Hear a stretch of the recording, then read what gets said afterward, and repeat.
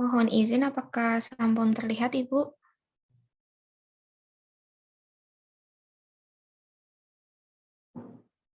Kak, monggo. Baik. Terima kasih, Ibu.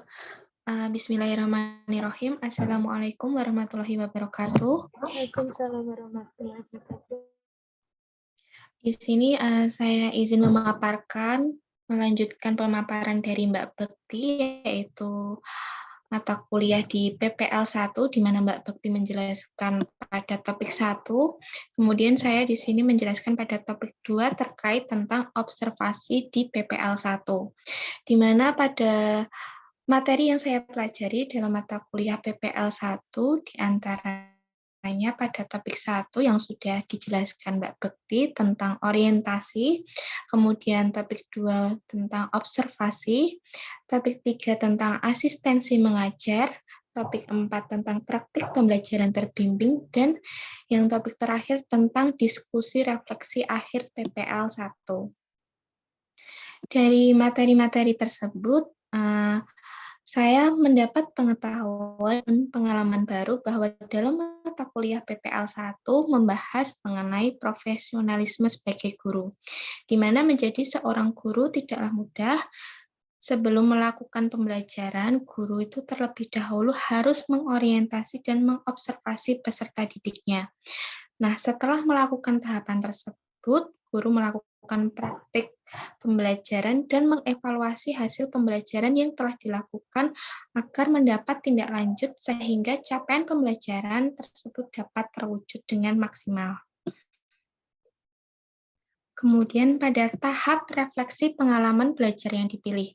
Pada tahap refleksi pengalaman belajar yang saya pilih yaitu pada topik 2, adapun hasil observasi yang kami dapatkan dalam melakukan PPL 1 di SD Rejosari 1, yaitu yang pertama ada karakteristik peserta didik.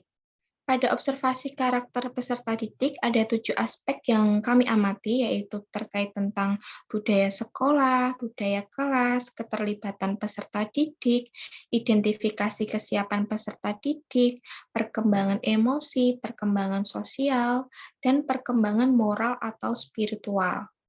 Di mana karakteristik peserta didik di SD Rejosari diperoleh hasil bahwa peserta didik memiliki karakteristik yang sangat beragam.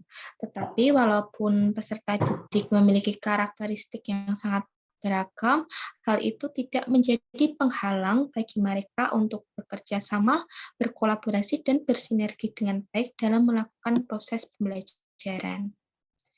Kemudian pada poin yang kedua yaitu observasi RPP. Pada observasi RPP, kelompok kami menganalisis RPP salah satu guru yang ada di SD Rejosari, di mana kami menganalisis RPP kelas 2 mata pelajaran tematik. Berdasarkan RPP yang kami amati, diperoleh hasil bahwa tujuan pembelajaran, langkah-langkah pembelajaran, dan asesmen pembelajaran sudah lengkap. Urutan pembelajaran sudah sistematis dan logis. RPP sudah menggunakan bahasa yang jelas dan mudah dipahami. Namun pada bagian asesmen itu belum ada kegiatan remedial. Kemudian pada poin yang ketiga yaitu pelaksanaan pembelajaran. Pada pelaksanaan pembelajaran yang kami amati, yaitu di kelas 3 SD Rejosari, di mana guru telah menerapkan inovasi yang disesuaikan dengan kondisi kelas. Interaksi antara peserta didik dan guru sudah berlangsung dengan baik dalam proses pembelajarannya, di mana peserta didik mampu memahami materi yang disajikan guru karena guru telah menghadirkan media pembelajaran. Kemudian pada poin yang keempat yaitu terkait tentang manajemen sekolah. Manajemen sekolah yang ada di SD Rejosari diperoleh hasil bahwa setelah kami melakukan pengamatan, pengelolaan, dan pelaksanaan manajerial sekolah yang ada di SD Rejosari sudah dikelola dengan cukup baik, guna mendukung dan menunjang keberhasilan pendidikan dengan cara sekolah SD tersebut telah mengupayakan kebutuhan-kebutuhan yang diperlukan untuk kelancaran di dalam proses pembelajaran. Kemudian pada poin selanjutnya yaitu terkait tentang lingkungan belajar siswa. Lingkungan belajar di SD Rejosari diperoleh hasil bahwa SD tersebut telah memiliki lingkungan belajar yang kondusif, nyaman, dan menyenangkan, di mana sekolah didukung oleh tenaga kependidikan yang profesional dan memiliki daya kreativitas serta inovasi yang baik. Lingkungan sekolah menyediakan sumber belajar yang dapat menunjang kegiatan pembelajaran. Sekolah juga telah memfasilitasi guru serta peserta didik untuk terus belajar mengembangkan potensinya.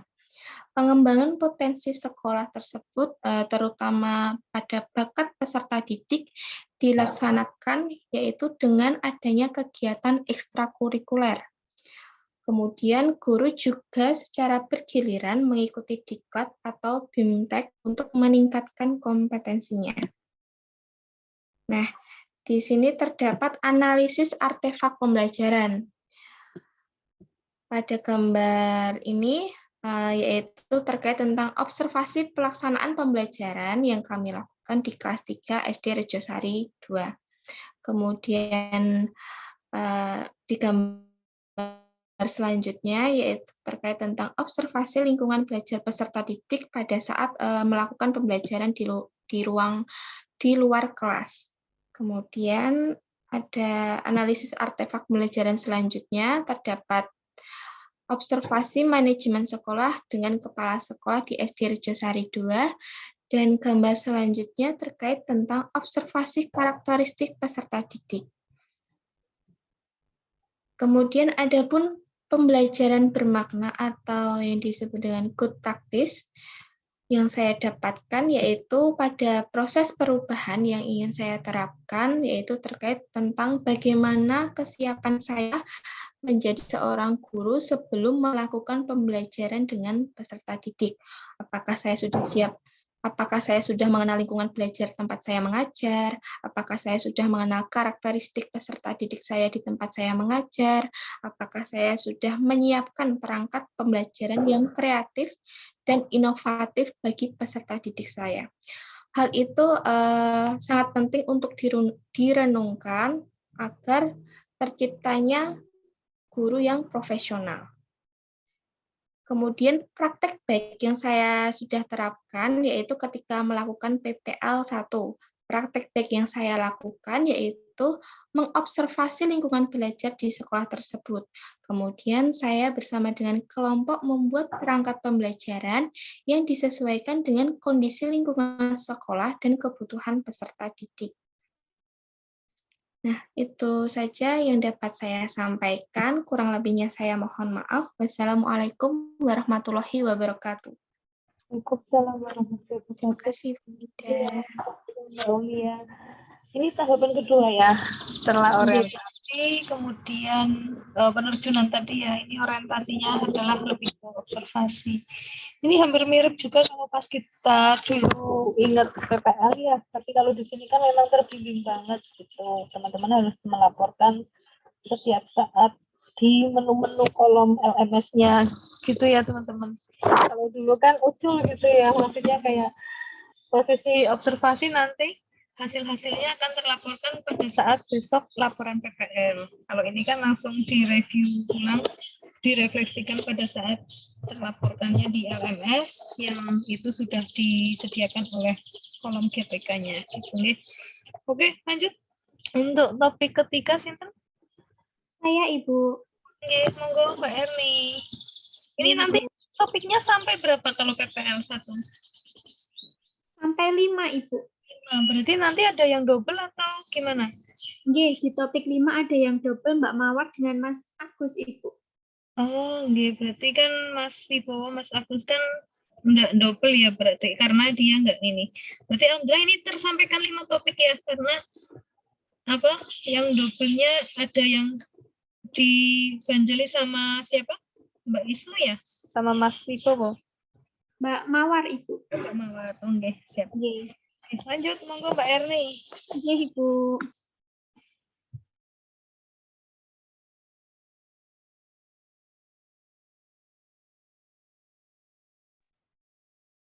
Sampel muncul Mbak.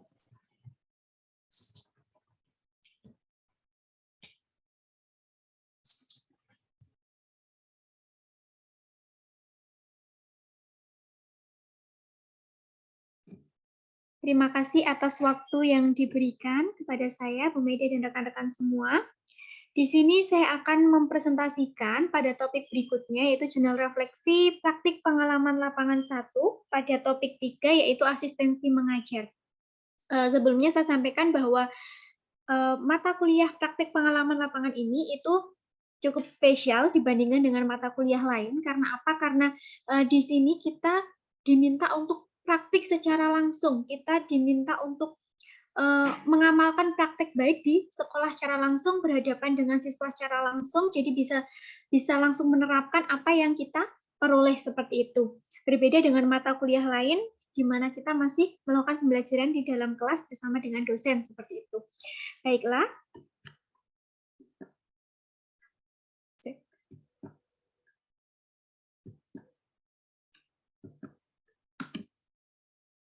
Mohon maaf Ibu, ada kendala. Enggak apa-apa Mbak. Di stop share ulang.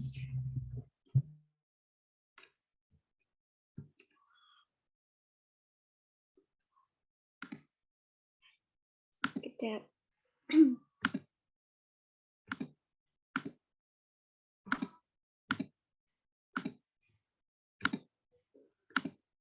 Baik, saya ulangi lagi ya teman-teman. Di sini untuk praktik pengalaman lapangan banyak sekali materi yang kami pelajari, banyak sekali hal yang kami pelajari. Tadi sudah dijelaskan dari mulai orientasi, bagaimana kita melakukan pengenalan terhadap berbagai hal terkait dengan sekolah tempat kita melaksanakan PPL, yaitu di Edi Nurjusari 2. Dari segi manajemen sekolah, dari segi budaya sekolahnya, kemudian bagaimana kita mengenal kegiatan ekstrakurikuler yang ada di sana, maupun kegiatan non-akademik lainnya yang ada di SD tersebut. Tadi sudah dijabarkan oleh Mbak Bekti. Kemudian yang kedua yaitu observasi, di mana kita observasi ini dilakukan dengan mengumpulkan dan menganalisis data yang diperlukan dengan cara melihat situasi dan kondisi sekolah, seperti kondisi guru, fasilitas sekolah, prosedur penggunaan dan pemeliharaan sarana prasarana sekolah. Kemudian data juga kami dapatkan melalui wawancara dengan kepala sekolah maupun dengan wali kelas. Kemudian kami mengamati karakteristik peserta didik melalui aktivitas yang dilakukan oleh peserta didik baik di dalam maupun di luar kelas. Selain itu kami juga mengandalkan pengamatan terhadap perangkat pembelajaran yang dibuat oleh wali kelas. Kemudian kami mengamati pelaksanaan pembelajaran yang ada di sana, pengamatan manajemen dan lingkungan belajar sekolah. Nah, dari observasi tersebut, dari pengalaman tersebut nanti dapat kami jadikan dasar untuk belajar lebih lanjut lagi dalam praktik di sekolah seperti itu. Kemudian ada asistensi mengajar. Asistensi mengajar nanti yang saya jelaskan lebih lanjut. Kemudian praktik pengalaman terbimbing, ini di mana mahasiswa PPG itu berlatih mengajar di bawah bimbingan intensif oleh guru pamong dan juga DPL. Yang setiap mahasiswa minimal melakukan 3 siklus. Aturannya praktik pengalaman terbimbing ini menggunakan format lesson study, yaitu melalui siklus plan, merancang perencanaan dengan membuat modul ajar, RPP, media, penilaian, dan lain sebagainya. Kemudian do itu adalah pelaksanaan, kemudian C itu refleksi dan juga tindak lanjutnya. Kemudian yang terakhir ada diskusi refleksi akhir PPL 1. Diskusi ini dilakukan oleh kami, mahasiswa PPL, bersama dengan guru pamong dan juga dosen pembimbing lapangan yang bertujuan untuk mengevaluasi atau mendapatkan refleksi dari kegiatan PPL 1. Jadi kami bisa menggali kekurangan atau kelebihan yang kita peroleh selama di sana untuk nanti dapat menjadi perbaikan untuk kita. Seperti itu. Nah, di sini pengalaman belajar yang saya pilih yaitu pada topik 3, yaitu asistensi mengajar. pada kegiatan asistensi mengajar ini, saya membantu guru kelas dalam melaksanakan tugas keguruan di sekolah, seperti tugas guru itu menyiapkan dan melaksanakan kegiatan pembelajaran. Kemudian pada kegiatan asistensi ini, saya mengambil peran yang lebih sedikit dibanding guru pamong dalam melaksanakan setiap tahapan pembelajaran. Jadi, proses pembelajaran tetap dilaksanakan oleh guru pamong. Tugas kami di sini sebagai asistensi, sebagai membantu dalam guru melaksanakan tugas mengajarnya seperti itu. Nah, tugas kami apa saja pada kegiatan asistensi yang dilakukan ini? Yang pertama adalah kami membantu menyusun rencana pelaksanaan pembelajaran RPP untuk K13, kalau untuk yang kelas 1 dan 4 berarti membantu menyusun pembuatan modul ajar. Setelah itu kami juga membantu mempersiapkan bahan ajar, media pembelajaran, serta alat evaluasi yang digunakan oleh guru dalam mengajar di kelas. Kemudian yang ketiga, kami ikut serta melaksanakan pembelajaran di kelas atau di luar kelas.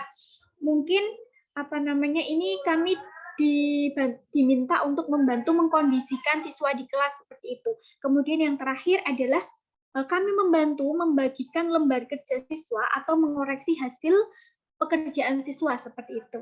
Itu adalah beberapa kegiatan asistensi yang kami lakukan dalam membantu guru dalam melaksanakan tugasnya mengajar.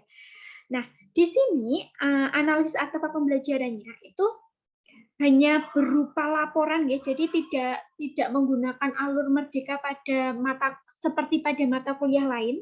Pada PPL ini itu pada asistensi mengajar kami diminta menghasilkan sebuah laporan hasil asistensi mengajar yang dilakukan selama PPL di SD Negeri Josari. Berikut saya lampirkan linknya untuk tampilan sekilas dari isi laporannya, yaitu mencantumkan tanggal pelaksanaan asistensi, kemudian asistensi itu dilakukan di kelas berapa, kemudian kami jabarkan, kami membantu asistensi guru tersebut, hal apa saja yang kami lakukan, kegiatan apa saja yang kami lakukan. Seperti di sini contohnya pada tanggal 3 November, kami melakukan asistensi mengajar di kelas 3, 4, dan 5. Ini kami bagi ya.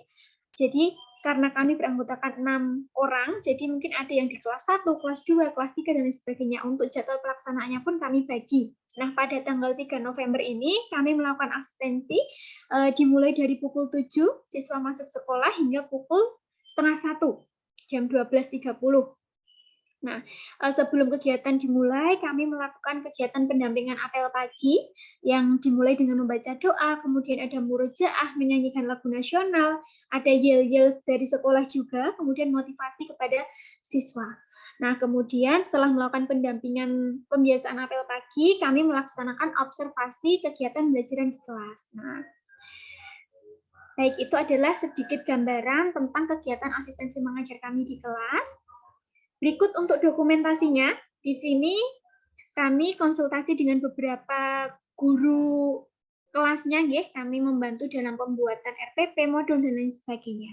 Kalau ini asistensi kami mengajar di kelas, khususnya di kelas 1 terutama kami membantu mengkondisikan guru dalam mengajar.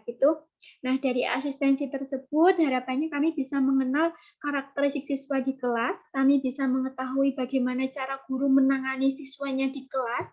Nah, jadi kami dapat belajar banyak bagaimana menjadi guru yang baik berdasarkan pengalaman guru-guru yang ada di sekolah tersebut. Nah, berikut poin terakhir yaitu pembelajaran bermakna atau good practice yang saya dapatkan setelah mengikuti PPL ini. Jadi, pembelajaran bermaknanya yaitu dapat mengembangkan kemampuan saya dalam kompetensi kepribadian, profesionalisme, pedagogi, dan sosial. Itu yang penting. Jadi, menambah pengetahuan dan pengalaman saya dalam melakukan observasi sekolah, praktik mengajar di sekolah, serta pengalaman dalam menjalin kerjasama yang baik dengan sesama guru ataupun stakeholder di sekolah tersebut. Ya, demikian tadi presentasi saya tentang kegiatan asistensi di SD Negeri Rejosari 02. Ada kurang lebihnya saya mohon maaf. Wassalamualaikum warahmatullahi wabarakatuh. Waalaikumsalam warahmatullahi wabarakatuh. Ini kalau dulu menyebutnya memang PPL ya, sekarang kan boleh dibilang asistensi mengajar. Jadi di PGSD pula ketika S1 PGSD ya kemarin sudah sekitar 3 tahun belakangan ini itu kita menyebutnya PAM gitu ya, program asistensi mengajar, dan itu memang bukan berarti akan mengganti guru sepenuhnya, tapi akan bukan fasilitasi ya, istilahnya mengganti sementara untuk pada saat teman-teman di sana juga sambil belajar bagaimana penyusunan RPP, kemudian bagaimana nanti secara praktek pembelajaran, kemudian melakukan proses evaluasi yang selalu dibimbing dan dituntun oleh guru kamu. Seperti itu ya. Nanti dengan harapan ketika PPL 1 akan dilanjut PPL 2 nanti sudah mahir dalam hal proses kesekian tahapan tadi ya, dari perencanaan, kemudian pelaksanaan hingga evaluasi, atau nanti kan ada reflectingnya ya, plan do-nya kalau dalam lesson study-nya. Gitu teman-teman. Oke, lanjut untuk topik keempat, matur nuwun Mbak Erni tadi. Topik keempat Mbak Ismu, Mbak Mawar. Saya topik 5, Bu. Oh 5, kalau Mbak Ismu topik keempat ya? Oh iya, saya topik 4, Bu. Oke, Mbak Ismu, lanjut. Oke.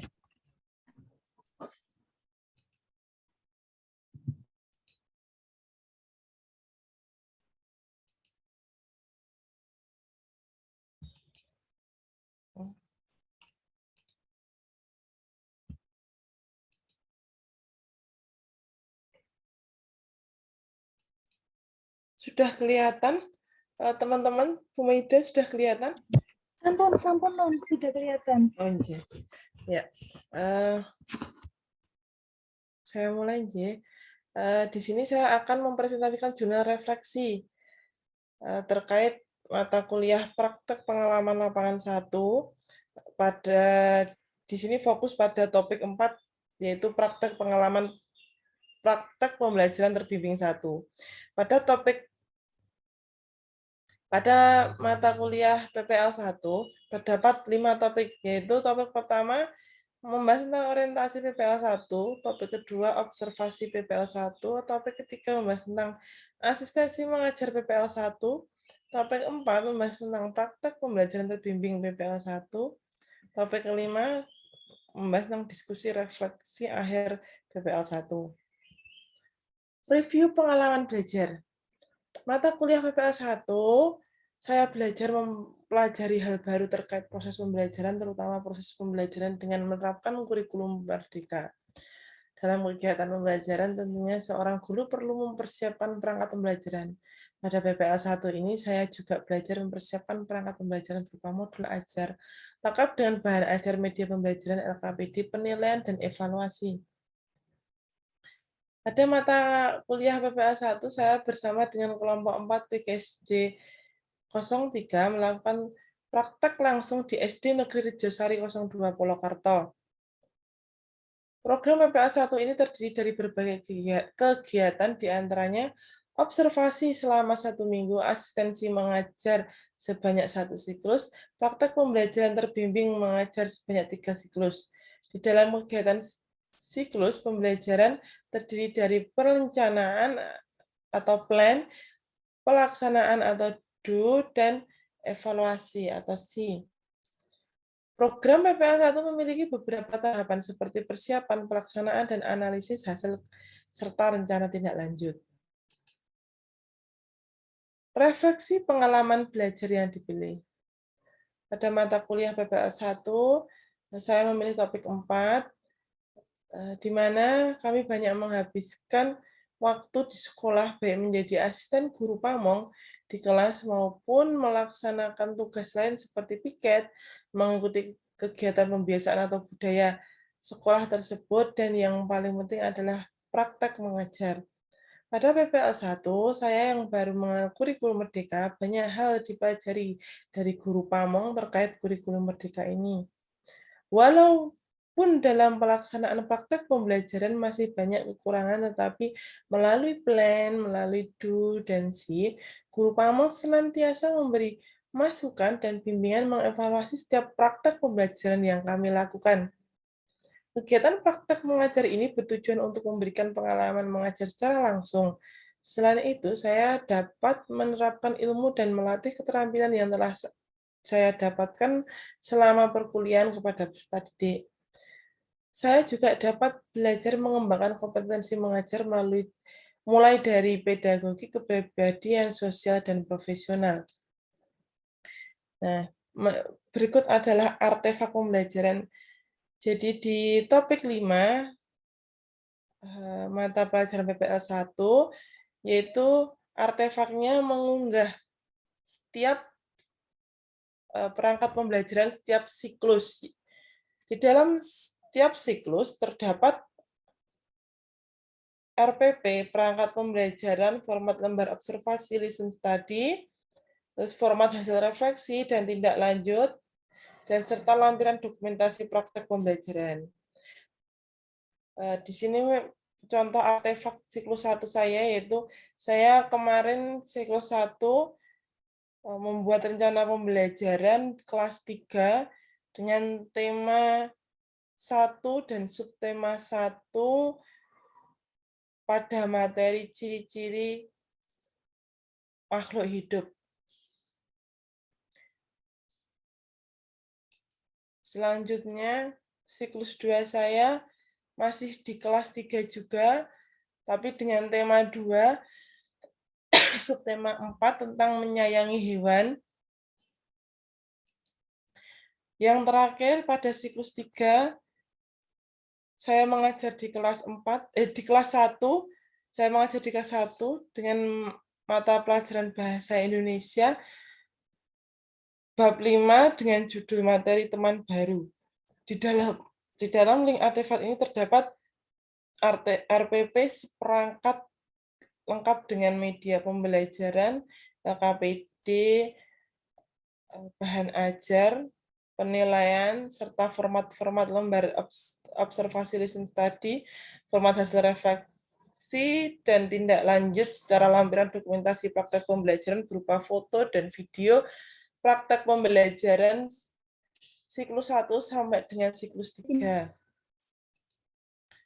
Kemudian yang selanjutnya pembelajaran bermakna. Pada praktek pembelajaran terbimbing memberikan saya pengalaman berharga dalam melakukan koordinasi dengan guru, bagaimana menyusun rencana pembelajaran yang baik, yang menyesuaikan karakteristik peserta didik, serta menentukan model dan metode pembelajaran yang cocok diterapkan sesuai dengan kebutuhan peserta didik. Saat saya dapat mengetahui kelebihan dan kekurangan dalam proses pembelajaran berlangsung sebagai bagian dari evaluasi. Evaluasi tersebut dapat dijadikan sebagai bahan refleksi dan tindak lanjut dalam praktek pembelajaran terbimbing selanjutnya, sehingga ke depannya praktek pembelajaran yang saya lakukan lebih baik serta optimal dengan tercapainya tujuan pembelajaran yang telah ditentukan. Oke, sekian dan terima kasih presentasi dari saya. Waktu dan tempat saya kembalikan kepada Bu Maida. Terima kasih. Terima kasih Mbak Ismu.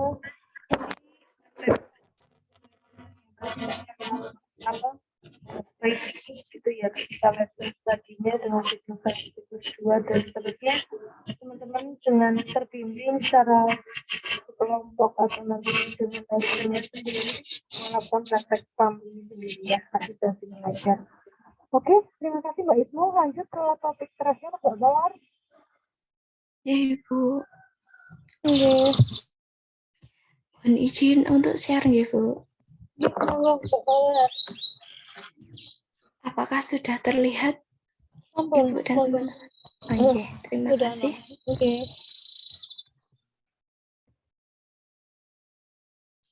Sebelumnya, terima kasih atas kesempatan dan waktu yang telah diberikan oleh Bu Maida dan juga teman-teman.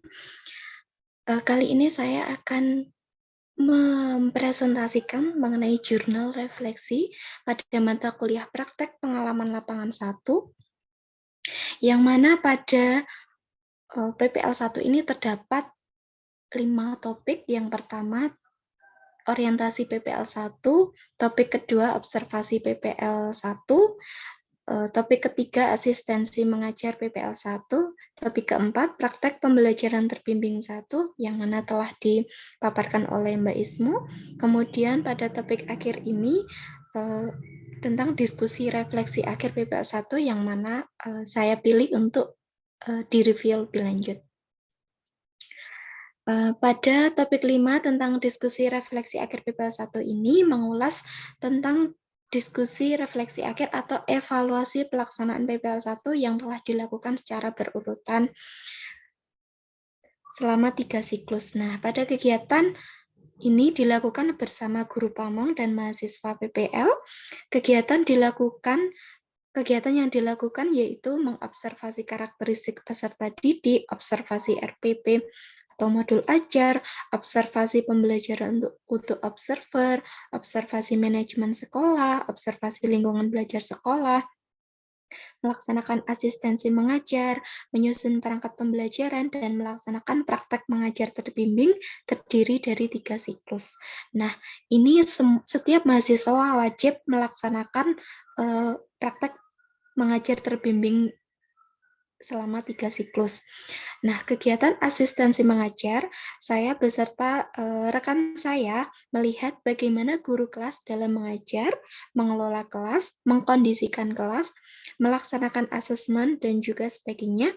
Nah, pada tab ini juga guru pamong memberikan pendampingan dalam menyusun perangkat pembelajaran. Nah, jadi sebelum kita melakukan praktek pembelajaran, kita dibimbing untuk menyusun perangkat pembelajaran baik itu pada kurikulum Merdeka maupun kurikulum K13.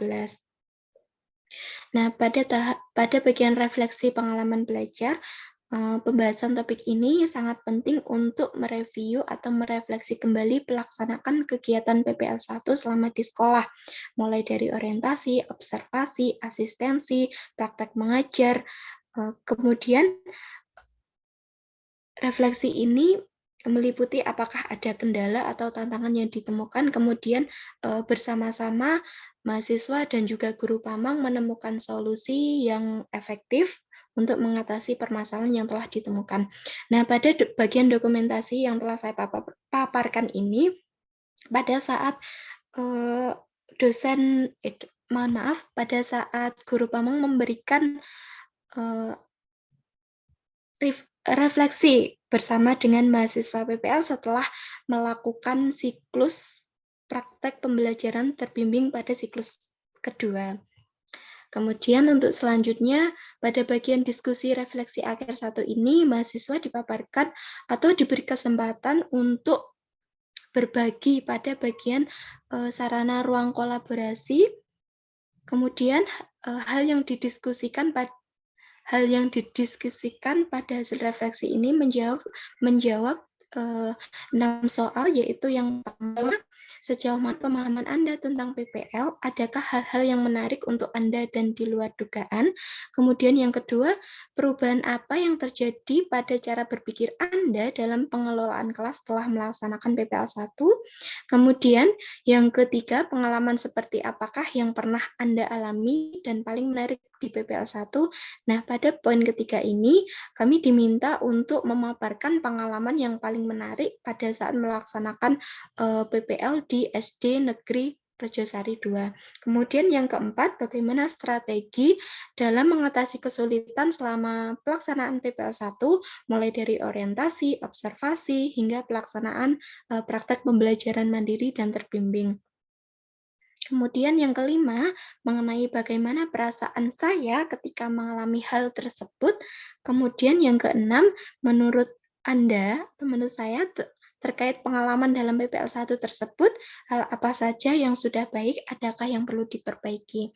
Nah, pada kesempatan kali ini saya akan menjawab pada pertanyaan refleksi yang pertama, sejauh mana pemahaman Anda tentang PPL 1, kemudian hal-hal yang menarik untuk Anda dan di luar dugaan. Nah, untuk PPL 1, prajabatan ini adalah mahasiswa ikut dalam melaksanakan asistensi mengajar, praktek mengajar terbimbing, observasi, dan refleksi pembelajaran. Nah, aspek yang diobservasi meliputi kondisi lingkungan sekolah, manajemen sekolah, administrasi sekolah, proses kegiatan belajar mengajar, dan kami mengobservasi bagaimana karakteristik dan perkembangan belajar peserta didik. Kemudian melaksanakan proses mengajar terbimbing selama 3 siklus dengan menggunakan lesson study. Nah, lesson study ini merupakan suatu model pembinaan profesi pendidik melalui pengkajian pembelajaran secara kolaboratif dan berkelanjutan dengan berlandaskan pada prinsip kolegalitas dan mutual learning untuk membantu komunitas belajar. Nah, kegiatan lesson study dapat menerapkan berbagai metode atau strategi pembelajaran yang sesuai dengan lingkungan, situasi, kondisi, dan permasalahan yang dihadapi guru. Nah, pada tahapan lesson study ini terdapat 3 tahapan, yaitu yang pertama tahap perencanaan atau plan. Nah, pada tahap ini, guru bergabung dalam lesson study berkolaborasi untuk menyusun RPP atau modul ajar yang mencerminkan pembelajaran yang berpusat pada siswa. Kemudian pada tahap kedua yaitu do atau pelaksanaan. Terdapat 2 kegiatan utama, yaitu yang pertama kegiatan pelaksanaan pembelajaran yang dilakukan oleh mahasiswa praktikan untuk mempraktekkan perencanaan pembelajaran yang telah disusun. Kemudian untuk kegiatan kedua yaitu mengamati atau mengobservasi yang dilakukan oleh anggota atau komunitas lesson study lainnya. Kemudian yang ketiga, tahapan STI atau refleksi. Tahapan ini merupakan upaya perbaikan atau proses pembelajaran yang selanjutnya akan bergantung dari ketajaman analisis para peserta berdasarkan pengalaman terhadap pelaksanaan pembelajaran yang telah dipilih. Nah, pada bagian C ini merupakan tahap merefleksi atau mengevaluasi bagaimana proses atau perjalanan praktek pembelajaran selama PPL 1. Kemudian yang kedua, bagaimana perubahan apa yang terjadi pada cara berpikir Anda dalam pengelolaan kelas setelah melaksanakan PPL 1. Nah, dalam pelaksanaan PPL 1 ini membuat saya mampu memahami bagaimana sih cara mengelola kelas yang baik, bagaimana dalam pemilihan strategi mengajar, metode, dan media yang digunakan sesuai dengan kegiatan pembelajaran yang akan dilakukan. Kemudian sebelum memulai kegiatan pembelajaran, guru harus membuat perangkat pembelajaran agar kegiatan pembelajaran dapat terarah dan tujuan pembelajaran dapat dicapai dengan maksimal. Nah, guru bersama dengan siswa memulai kegiatan pembelajaran. Sebelum memulai kegiatan pembelajaran, perlu membuat kesepakatan kelas. Nah, kesepakatan itu dibuat agar kelas dapat terkondisikan dengan baik, menjadikan kelas yang kondusif. Dengan demikian, pembelajaran akan menjadi nyaman dan membuat perlu mengkondisikan kelas dengan baik agar dapat kondusif dan siswa dapat mengikuti pembelajaran dengan nyaman. Untuk yang ketiga, pengalaman seperti apakah yang pernah Anda alami dan paling menarik di PPL 1. Nah, selama saya melaksanakan PPL 1, pengalaman yang menarik bagi saya yaitu SD Rejosari 2 ini merupakan sekolah dasar yang terletak di Kecamatan Polokarto, Kabupaten Sukoharjo. Nah, suasana di sekolah sana itu asri, nyaman, dan tenang karena jauh dari keramaian. Kemudian semua guru di sana juga saya nilai sangat ramah dan selalu mendukung kami dalam melaksanakan tugas-tugas perkuliahan yang berhubungan dengan sekolah, kampus. Peserta didik yang cenderung aktif, sopan, dan kreatif merupakan salah satu hal yang menyenangkan bagi kami dalam melaksanakan praktek mengajar di sana. Selama melaksanakan praktek mengajar, saya juga memanfaatkan lingkungan sekitar sekolah sebagai sumber belajar. Nah, dengan demikian mereka dapat belajar dengan senang dan bisa bereksplorasi di luar ruang kelas. Kemudian bagaimana strategi Anda mengatasi kesulitan selama pelaksanaan PPL 1, mulai dari orientasi, observasi, sampai pelaksanaan PPL, pelaksanaan praktek pembelajaran mandiri terbimbing. Strategi saya untuk mengatasi kesulitan selama PPL yaitu dengan menggunakan metode observasi dan wawancara. Observasi lingkungan ini seperti mengamati karakteristik peserta didik, mengamati kegiatan pembelajaran, dan kegiatan pembiasaan yang ada di sekolah. Nah, dalam kami menemukan atau mengumpulkan data-data, kami melakukan wawancara kepada guru kelas dan juga kepala sekolah atau guru pamong.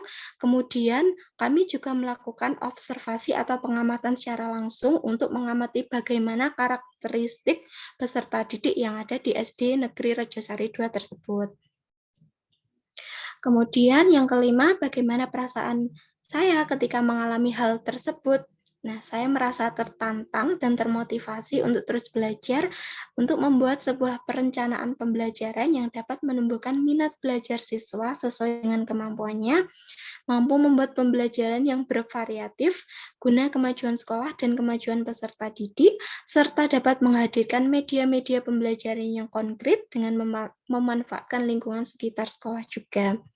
Kemudian yang terakhir, menurut Anda terkait pengalaman dalam PPL 1, hal apa saja yang sudah baik, adakah yang perlu diperbaiki? Nah, ini menurut pengalaman saya, beberapa hal yang sudah diterapkan di SD Negeri Rejosari II Polokarto, yaitu seperti pembiasaan apel pagi. Nah, bahwasanya pembiasaan apel pagi ini dilakukan rutin oleh warga sekolah, yaitu peserta didik dan juga guru-guru di SD Negeri 2 Rejosari, yaitu yang pertama menyanyikan lagu-lagu wajib, kemudian dilanjut murojaah dengan membaca salah satu surat Al-Quran dan mengucapkan jargon SD Negeri Rejosari 2 untuk menambah semangat belajar di sekolah. Kemudian melaksanakan kegiatan keagamaan guna menumbuhkan karakteristik siswa yang baik, seperti pembiasaan sholat duha, sebelum pulang melaksanakan sholat duha berjamaah, mengadakan ekstrakurikuler baca tulis Al-Quran di setiap kelasnya, kemudian berdoa sebelum dan sesudah belajar, kebiasaan menjaga kebersihan dengan menyapu lingkungan sekolah sebelum bel masuk berbunyi. Nah, kemudian peserta didik di SD PPL kami juga memiliki budaya, yaitu mereka selalu senyum, salam, dan sapa, yang mana 5S tersebut selalu diterapkan. Kemudian hal yang perlu diperbaiki yaitu mungkin dalam peningkatan kompetensi guru agar dapat memanfaatkan IT dalam proses pembelajaran. Kemudian siswa perlu dikenalkan lagi dengan penggunaan teknologi agar mereka bisa mengikuti perkembangan zaman yang mana sekarang sudah di era digital. Kemudian menyediakan tempat sampah yang terpilah antara sampah organik dan juga anorganik. Dengan demikian sampah-sampah dapat dikelola dan dapat dimanfaatkan dengan baik, sehingga peserta didik juga ikut bertanggung jawab dalam menjaga kebersihan lingkungan sekolah. Kemudian pada bagian good practice-nya atau pembelajaran yang bermakna, nah di sini berdasarkan pengalaman praktek mengajar yang telah saya lakukan di SD Negeri 2 Rejosari, hal baru yang saya dapatkan adalah bagaimana cara mengelola kelas dengan baik, mengkondisikan kelas, mengenali karakteristik peserta didik. Kemudian saya juga belajar bagaimana menyusun perangkat pembelajaran sesuai dengan karakteristik peserta didik yang diampu dan melakukan asesmen sebagai evaluasi pembelajaran yang dilakukan. Nah, setelah selesai PPL 1 atau setelah melakukan praktek pembelajaran setiap siklusnya, kami bersama guru pamong melakukan refleksi atas semua kegiatan yang telah terlaksana. Kami saling berbagi pengalaman dan menemukan solusi apabila terdapat tantangan atau hambatan ketika mengajar.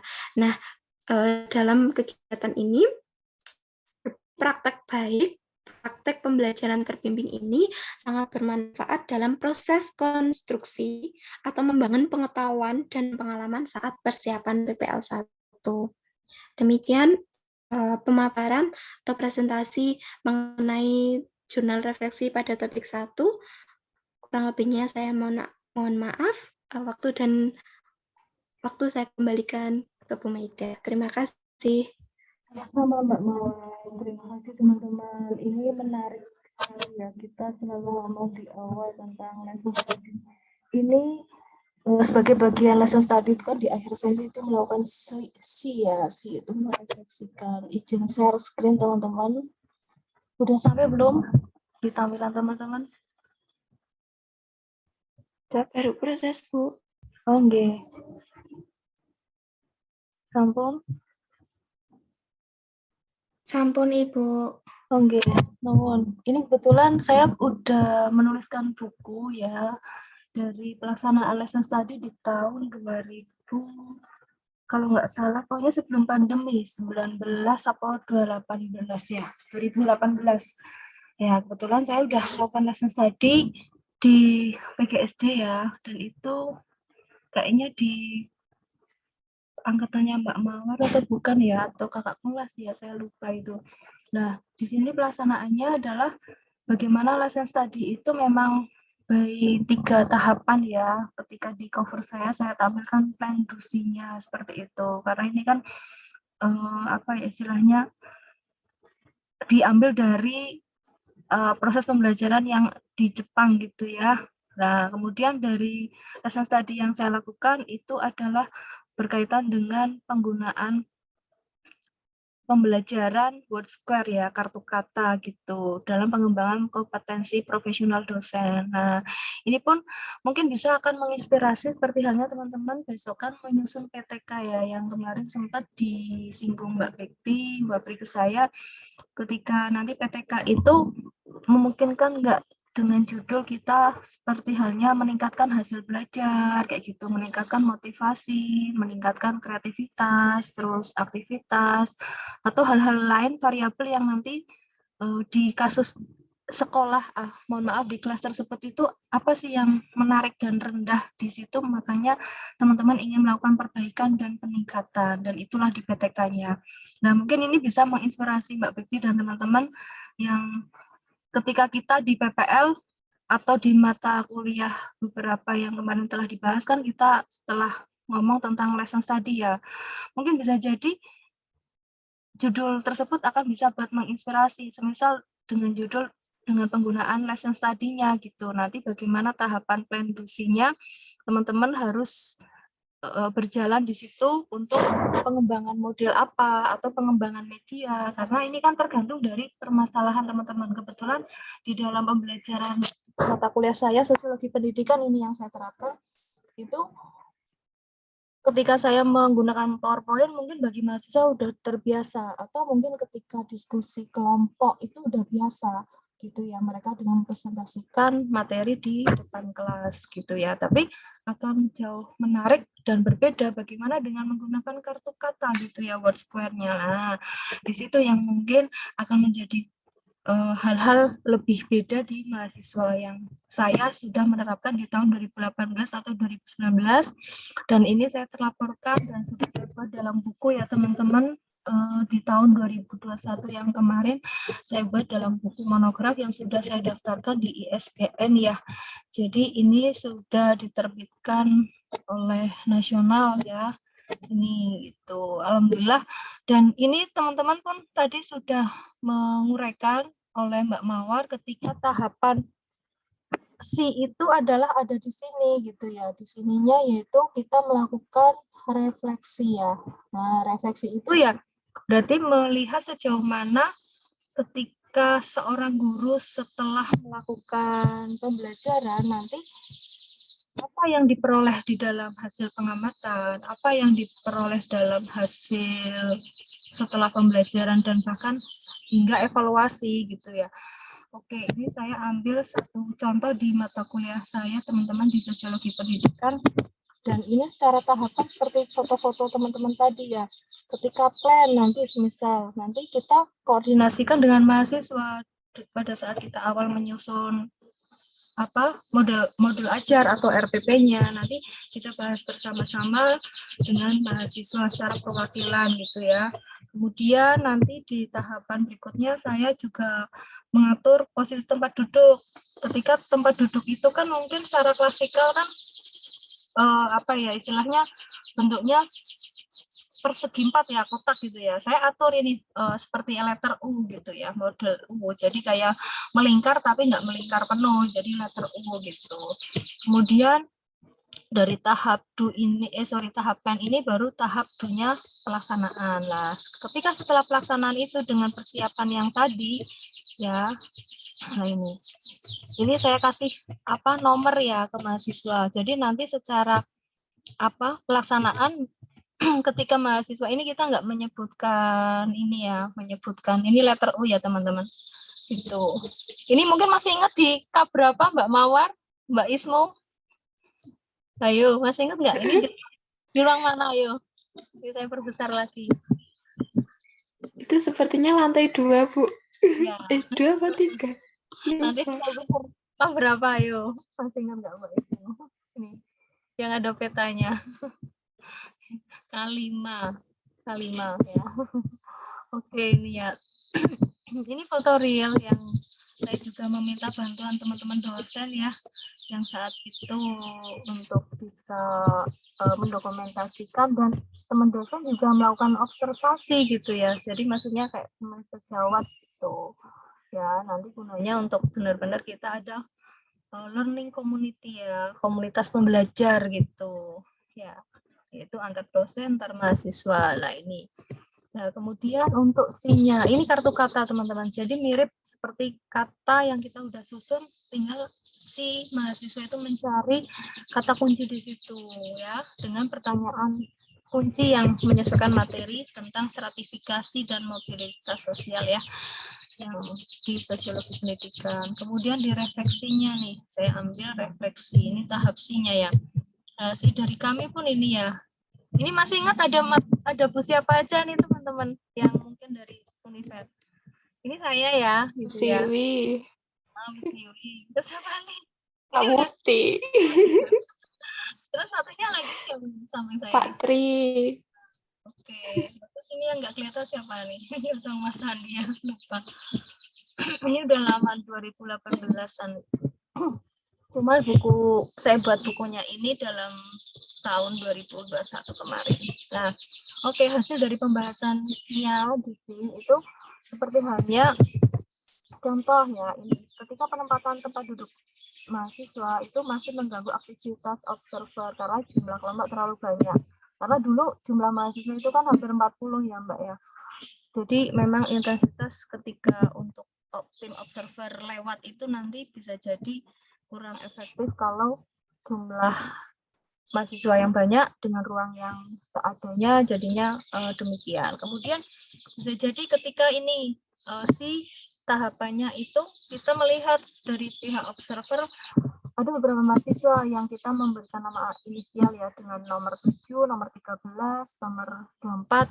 Ini masih dengan fokus mereka sendiri, mereka itu berbicara gitu ya, itu ada gitu. Atau ketika C-nya juga ada mahasiswa yang kebiasaan buruk tadi, itu ini yang akan menjadikan dosen akan memberikan suatu variabel terikatnya untuk bisa menjadikan judul PTK. Jadi judul PTK ini bisa mengarahkan misalnya gini, implementasi lesson study melalui model word squad ya, untuk meningkatkan keaktifan mahasiswa atau meningkatkan keaktifan siswa di kelas bla bla bla. Nah, itu ya, itu judul-judul yang nanti menyesuaikan dari kasus yang muncul di sini. Jadi nanti bisa jadi teman-teman ketika mengambil judul variabel terikat itu bukan hanya hasil belajar ya, nanti dengan melihat hasil proses-proses yang itu sudah ada dari hasil refleksi. Nah, refleksi ini yang nanti bisa jadi sebenarnya teman-teman kemarin kan mungkin bisa jadi kan karena sudah PPL 1, oh si kemarin itu apa sih yang saya lihat selain dari hasil belajar yang itu bisa jadi untuk akan dijadikan judul PTK gitu ya teman-teman. Itu mungkin tambahan sekilas dari saya yang menegaskan kemarin Mbak Fikti ya. Siapa tahu untuk bisa ada gambaran sedikit nanti lebih jelas, meskipun nanti memang poinnya kembali ke Mbak Fikti dan teman-teman untuk mengambil judul PTK yang seperti apa gitu. Karena untuk lesson study itu menarik ya, dengan terlaporkan yang seperti tadi, dan bahkan saya bisa jadi buku gitu ya. Gitu ya. Oke, gitu. Ada yang di flashback untuk teman-teman dulu, monggo feedbacknya.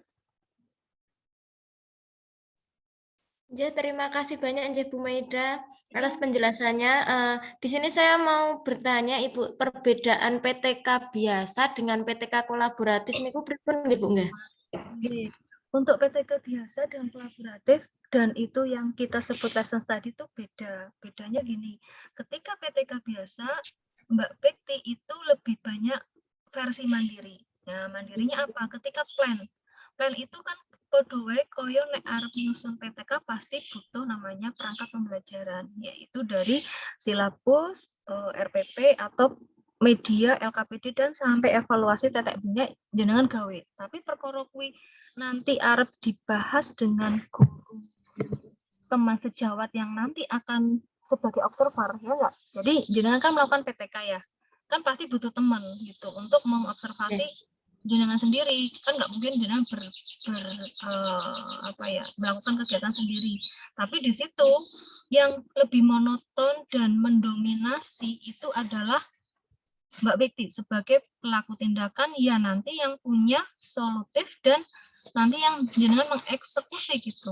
Tapi ketika di tahapan PPK kolaboratif atau kita sebut di sudah tahapan plan dusinya lesson study itu sudah terkoordinir sepenuhnya. Contoh, jadi ketika pada saat awal-awal nanti mau ngajar, bukan berarti hanya 2 orang ini saja yang membicarakan bagaimana perangkatnya, bagaimana ketika nanti tahapan untuk saya mengajar, media, model, dan lain sebagainya, itu nanti butuh ada masukan-masukan. Jadi seperti rapat koordinasi di awal.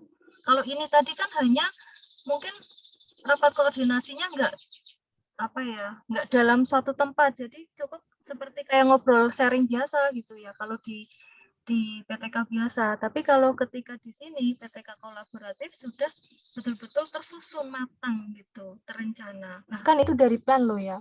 Nah, ketika pun demikian, ya kemarin waktu saya dengan PTK yang versi lesson study itu kami di awal koordinasinya pun sama mahasiswa dengan perwakilan, kan nggak mungkin nanti kami akan mengambil 40 mahasiswa, ya belum tentu juga mereka akan responsif gitu. Jadi perwakilan itu gunanya untuk apa? Saat di beberapa sesi mata pelajaran, di sub-pokok bahasan sebelumnya kita mau melakukan lesson, berarti mereka itu mungkin bisa jadi akan memberi masukan ke dosen gitu. Misal, Bu, kalau bisa ngajarnya jangan cuma diskusi aja dong, nanti tambahan apa lah. Dari situlah kami dengan dirapatkan dengan dosen yang nanti sebagai observer, dosen sebagai pelaku tindakan, dan lain sebagainya yang nanti kami dibantu di belakang layar gitu ya, sesi dokumentasi. Jadi itu matang banget gitu ya teman-teman. Nah baru pun ketika tahapan ketika PTK mandiri tadi yang biasa itu ya wes ngajar gitu kan, kita nyiapke dhewe ukuran pene gitu. Nah nanti paling dibantu teman sejawat tadi yang dia memegang lembar observasi gitu kan, saat kita mengajar, saat kita melakukan tindakan itu seperti apa hasilnya nanti dari pengamatan teman sejawat tadi. Nah, selanjutnya kalau di sini tuh observernya banyak gitu. Ketika PTK kolaboratif bukan berarti hanya teman sejawat, nanti bisa jadi orang yang kita undang, katakanlah mungkin dari pihak-pihak yang berwenang ya. Kalau kolaboratif ini kan memang PTK yang sudah dimatangkan dan itu bisa untuk contoh-contoh dari dosen lain atau dari istilahnya kayak misalnya guru kelas yang lain, katakanlah kita ngajar di kelas 4, mungkin bisa jadi guru kelas 1 sampai kelas 6 ya itu bisa ikut serta di situ, nggak harus guru yang sama di kelas tersebut. Terus kemudian ketika sinya ini beda, ketika di PTK biasa ya wes kok kayak aku mau ngamati bocah koyo ngene ya ono sing ngene. Nah, itu kan dari hasil pengamatan kita sendiri ya, lembar observasi siswa yang diamati oleh si dosen atau si guru yang mengajar tadi. Tapi ketika ini itu butuh waktu sendiri kalau di PTK kolaboratif. Jadi ada rapat lagi gitu koordinasi untuk penyampaian, dan pada saat proses pembelajaran itu sebagai masukan apa, oh tadi Bu saya lihat gini-gini dari observer 1, oh yang dari observer 2 dia mengamati apa, observer 3, nah itu nanti, atau mungkin pengamatan itu ada di gurunya, Bu nanti ini pengkondisian kelas ini sebaiknya seperti inilah di situ. Jadi observer ini bukan hanya dari satu orang saja atau dari diri kita sendiri mengobservasi siswa atau mahasiswa, tapi juga dari observer satu itu bisa ngomen ke kita, bisa ngomen ke siswa-siswa yang memang tidak kita lihat satu persatu. Katakanlah kalau kita nih sebagai guru, posisinya pasti fokusnya ke materi ya. Mungkin 1-2 orang yang akan bisa kita cermati dalam hal mereka mungkin ngobrol atau apa ya, yang nggak fokus. Tapi ketika observer yang lain kan mereka nggak fokus ngajar, mereka fokus mengamati. Mungkin bisa jadi dia mengamati ketika beberapa orang tadi yang tidak terdeteksi oleh guru yang saat mengajar itu bisa kedeteksi gitu. Itu gunanya dalam proses PTK yang kolaboratif gitu ya. Jadi memang menarik banget teman-teman kalau memang di lesson study, dan kebetulan lesson study ini menjadi bagian penelitian kami yang kemarin lolos didanai oleh Kemenkeu ya, dari Kementerian Keuangan Republik Indonesia sejumlah 482 juta ya teman-teman, alhamdulillah, dari Kemenkeu di tahun 2021 dan 2022 seperti itu. Jadi hampir 1 miliar ya kemarin pendanaan gitu. Itu yang dari saya, menarik ya, monggo Mbak Bekti dan teman-teman. Terima kasih Bu Maida. Berarti kalau yang saya tanyakan ke Bu Maida kemarin itu kan dari hasil wawancara sama guru dan observasi saya sendiri, berarti itu kesimpulannya PTK biasa ya Bu ya? Betul gitu. Berarti kalau saya mau kolaboratif itu berarti harus ngajar dulu, siklus dulu, terus baru bisa menghasilkan niku nggih, apa judul begitu nggih Bu nggih?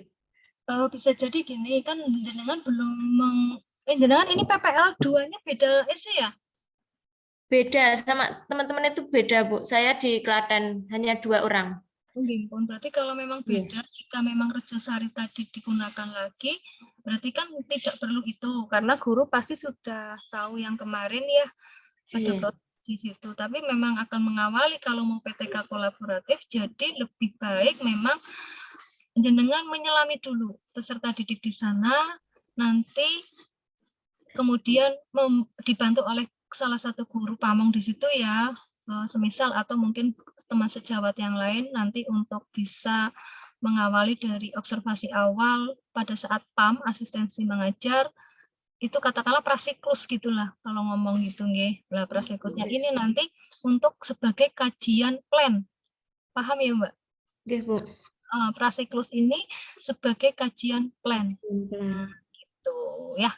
Jika nanti mau pakai judul yang lesson study tadi, dan itu lebih menarik Mbak, dan runtut gitu loh, enak. Cuma nanti jenengan mau nggak mau harus punya ruang tersendiri untuk bagaimana plan itu terkoordinasi dengan community learning ya, learning community tadi, komunitas pembelajar dari guru, siswa, atau dari teman sejawat, ya enggak gitu ya. Kemudian nanti pada saat C pun demikian, harus ada proses itu, learning community-nya.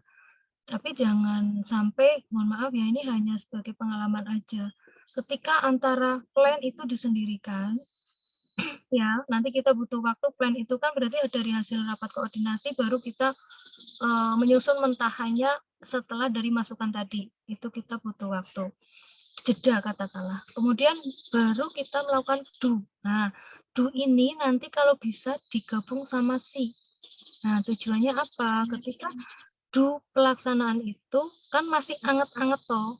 Nah, guru itu masih mengingat untuk akan melakukan refleksi. Refleksi itu kan penyampaian pendapat saat hasil observasi yang telah dia lihat, amati, dan dia dengar. Nah, jadinya nanti ketika si ini memang waktunya bersamaan. Jadi katakanlah mungkin ngajar sampai jam 11, terhitung mungkin jeda setelah duhur atau jam 11:30 itu nanti bisa dilakukan langsung sih. Jangan di hari yang lain gitu. Ya, kalau hari lain biasanya akan terlupa untuk beberapa catatan tertentu. Ya enggak? Karena memori kita enggak mungkin sebagus dari memori CCTV atau video ya. Jadi perlu mengulang kembali kan biasanya, walaupun kita ada catatan tapi kan nggak sekomplit dari yang masih in gitu. Itu ya masukan saya teman-teman Mbak Bekti. Nggih, Bu, nggih. Mungkin itu aja ya. Gitu Oke. atau gimana? Ada yang lain? Tambahan monggo. Kalau prasiklus ini berarti terhitungnya bukan siklus nggak Bu nggak? Jadi prasiklus dulu, terus nanti siklus 1, siklus 2, begitu nggak Bu nggak? Lah ini Baru selesai. saya kurang tahu ketika nanti apakah yang diambil PTK-nya ini untuk PTK biasa atau yang PTK nanti ke lesson, Mbak, gitu. Kalau misalnya lesson itu memang tidak menghitung pra gitu ya. Maksudnya prasiklus kan cukup ngalir gitu aja kita mengajar gitu ya. Jadi cukup langsung kita tahapannya kan kita menceritakannya tidak pra siklus 1, siklus 2, tapi kita melihat plan do si 1, plan do Iya. si 2. Ya enggak, Mbak? Gitu. Iya, iya. Makanya nanti ketika jenengan nanti ambil PTK yang biasa ya biasa, ada namanya nanti tahapannya adalah bukan plan do si, tapi tahapannya adalah 4.